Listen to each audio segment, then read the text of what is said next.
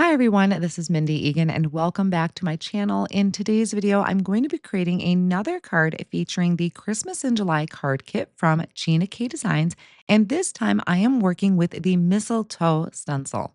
I also recently posted a video using another stamp set from the card kit, Let Your Light Shine, and I will link that up in the top corner and down below in the video description.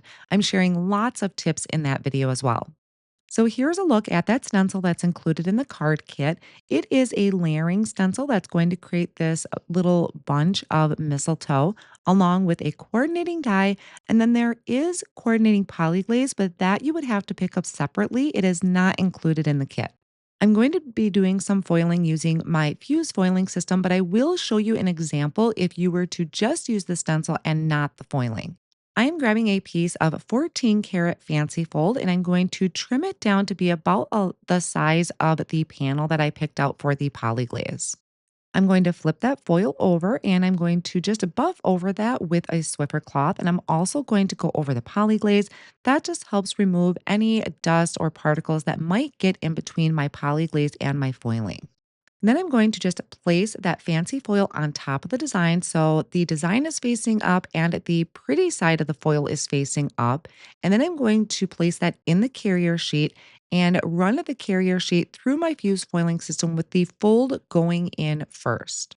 I do like to have my fuse set at number 3, but you can experiment with your machine to see which setting gives you the best results.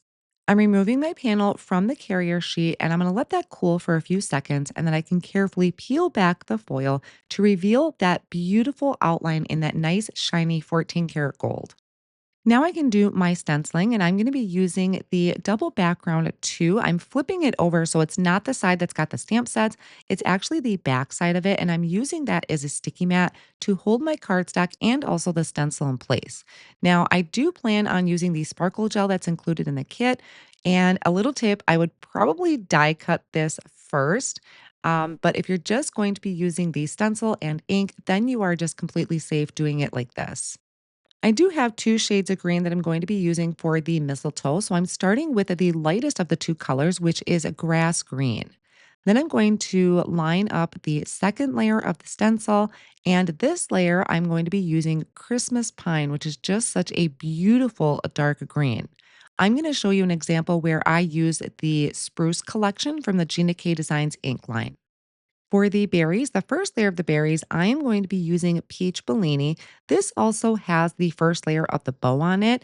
And at first, I did go over the top with peach Bellini, but then afterwards, I came in with a red. And I believe that this one I may have done cherry red to make my bow just a little bit more on the red side. But I really love the peach Bellini and red color combination when it comes to Christmas. Then for the next layer of the stencil, which is the last layer of the stencil, this is going to add some details and shadow areas to our berries and our bows. And for this, I came in for the berries with the cherry red and a small blending brush. And then for the details of the bow, I'm going to bring in red velvet. So it's going to be just a little bit darker than that previous color. I want to add some sparkle gel over the top of this, and I do take a cloth and kind of wipe down any excess ink. But as I mentioned in my previous video, I do recommend removing the stencil and cleaning it and then lining it back up. It is very easy to line these up. Gina's stencils do make it really easy to layer together to create that beautiful look. Here's a sparkle gel. This is a free item in the Christmas in July card kit. It will be released, I believe, at the next release and as an individual product. So I'm going to scoop a little bit out with a palette knife and run that over my open areas of the stencil. You do not want to put any excess back into your jar because it's most likely going to pick up the color if you have an ink color underneath. See here, it turned red, which actually is really pretty. So I took a scratch piece of paper and I kind of just swiped it across that paper just to see what it's going to look like when it's dry. Then I like to take a baby wipe and I will wipe off my palette knife. And I also have baby wipes off on the side that I like to use to clean my stencils with. The sparkle gel does take a little bit longer to dry, so I did have some kind of pre-done off screen. This is the one that I did with you here. It's still a little wet. The one on the left is one that I previously did, and that actually has no foil around it. It is just the stencil And I also did the spruce. So I think I did light and medium spruce for the leaves. Now, this is where you would want to die cut it out, which again, I did off screen. And here is one of them that I also did in that same color combination. Again, just did ahead of time because of dry time. So both color combinations look really well, and it's whether you use just the stencil or with that pretty foiled outline, they both look amazing. Now, I did die cut out the mistletoe out of white cardstock and layer it together to add a little bit of dimension to that. I did use this background in my previous video because I love it so much. It is the snowy background. It just adds some nice texture and almost kind of like splatters to the background. And although I do absolutely love adding splatters, sometimes it's nice to just grab this stamp and add that as a tone on tone look. I have a sticky mat in my Misty and I placed some Coral Reef cardstock there and then stamped my background using Coral Reef ink. There are some absolutely gorgeous sentiments in the Let Your Light Shine stamp set, but I wanted something smaller so that it didn't hide my mistletoe. And there are some nice skinny sentiments in the Old Christmas Tree stamp set. So I picked out two of them and I have some layering weight white cardstock here. I'm going to ink them up with the black Onyx ink, but keep in mind there is also Polyglaze foiling sheets for this stamp set and also the Let Your Light Shine. So be sure to check that out if you love to add sparkle and shine to your projects. Another great thing is that there are coordinating dies for these sentiments, which I absolutely love.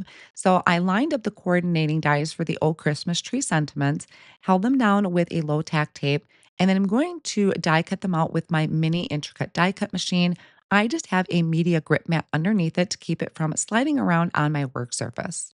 And then while I was die cutting, I also die cut out a few more just using the dies, and I'm going to layer those up together as well using my Connect glue that I have in a fine tip bottle. And that just provides stability for me for these smaller sentiments and also gives it a little bit of lift.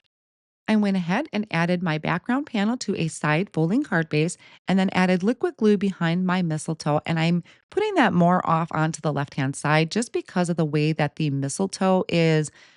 I don't wanna say swaying, but it's kind of it has that one branch that's kind of swooping over to the right. So I placed my mistletoe more towards the left, and then I added a little bit of liquid glue to one end of my sentiment and a few foam squares to the other side. So that way it's going to be nice and level with my mistletoe. I absolutely love how these came out. It is so simple. They're pretty quick and easy to do. And I do want to make another card with some of my extra mistletoe just on white cardstock because I think that would be very striking. I will have all of my supplies linked down in the video description and over on my blog. I will also link here at the end the video that I shared using the Let Your Light Shine stamp set from the Christmas in July card kit. I hope you found some inspiration in this video. Thank you guys so much for joining me today, and I will see you again real soon.